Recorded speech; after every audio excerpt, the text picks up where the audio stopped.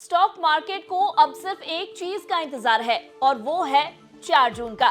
बाजार के लिए तेजी या गिरावट का सबसे बड़ा फैसला इसी 4 जून को हो जाएगा। इस दिन लोकसभा चुनाव 2024 के नतीजे आएंगे।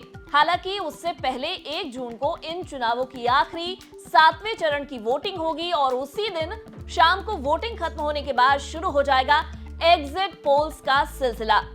इससे भी एक मोटा आइडिया बाजार लगाएगा कि देश में अगली सरकार किसकी बनने वाली है।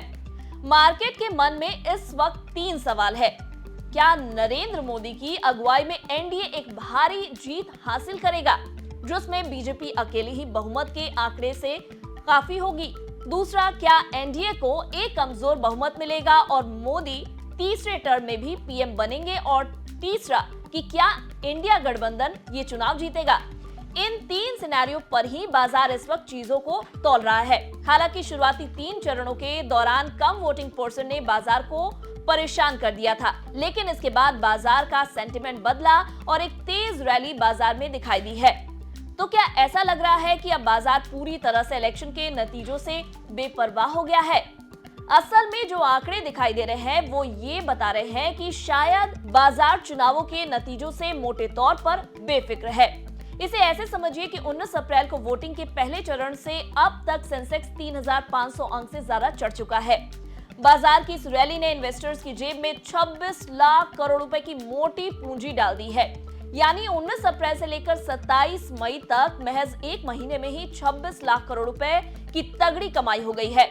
19 अप्रैल की बात करें तो उस दिन सेंसेक्स का लो लेवल 71,816 था। दूसरी तरफ सोमवार 27 मई को सेंसेक्स 75,390 पर बंद हुआ।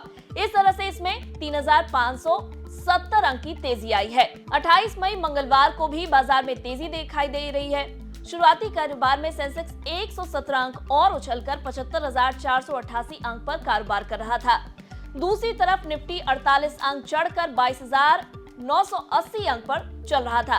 यानी 28 मई की तेजी को भी जोड़ ले तो सेंसेक्स में करीब 3,690 अंक की तेजी 19 अप्रैल से अब तक आ चुकी है। इससे एक बड़ा सवाल ये पैदा हो रहा है कि चुनावी नतीजों के ठीक पहले क्या बाजार का सब डर दूर हो चुका है? क्या बाजार ये मानकर चल रहा है कि एनडीए की वापसी होना तय है? और क्या बाजार में 4 जून को नतीजों के ऐलान तक ऐसी ही रैली दिखाई देगी? हिस्टोरिकल ट्रेंड्स बताते हैं कि बाजार में मूवमेंट शायद यही नहीं रुकेगा। बीते सभी 4 चुनावों में नतीजों से पहले का हफ्ता काफी ज्यादा एक्टिविटी वाला रहा है। 2004 में यूपीए सत्ता में आई थी और एनडीए चुनाव हार गई थी। तब निफ्टी चुनावी नतीजों से पहले के हफ्ते में 21.5% गिर गया था। 2009 में मनमोहन सिंह दोबारा सत्ता में आए थे। तब रिजल्ट से पहले 5 दिनों में ही निफ्टी ने 22% की तेजी दर्ज की थी। 2014 में प्री रिजल्ट वीक में निफ्टी में 5% की तेजी आई। उस वक्त नरेंद्र मोदी की अगुवाई में एनडीए ने भारी मेजॉरिटी हासिल की थी। 2019 के चुनाव में निफ्टी में ये तेजी 3.5% थी।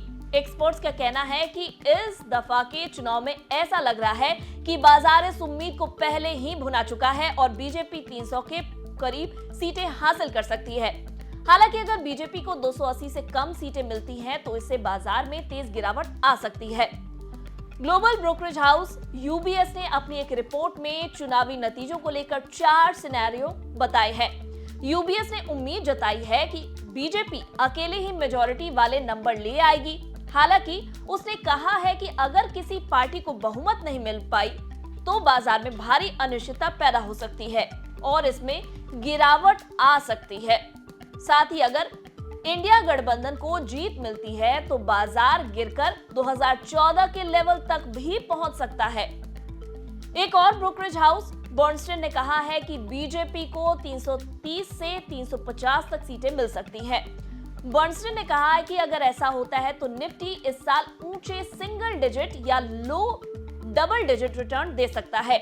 ब्रोकरेज हाउस ने यह भी कहा है कि अगर बीजेपी 2040 सीटें जीतती है तो इसे बाजार में नियर टर्म में भी भारी प्रॉफिट बुकिंग दिखाई दे सकती है। कुल मिलाकर बाजार इस वक्त जो तेजी दिखा रहा है उससे तो यही लगता है कि उसे फिलहाल एनडीए के तीसरे टर्म को लेकर भरोसा है। हालांकि 1 जून को एग्जिट पोल के नतीजों के बाद और 4 जून के चुनावों के नतीजे आने पर बाजार किस तरह से रिएक्ट करता है ये देखना बेहद अहम होगा। ये नतीजे न सिर्फ देश के लिए अगले 5 साल का भविष्य तय करेंगे, बल्कि बड़े तौर पर बाजार की दिशा भी तय करने वाले साबित होंगे। आपको ये रिपोर्ट कैसी लगी, हमें जरूर कमेंट कर बताएं और देखते रहे बिज़ तक।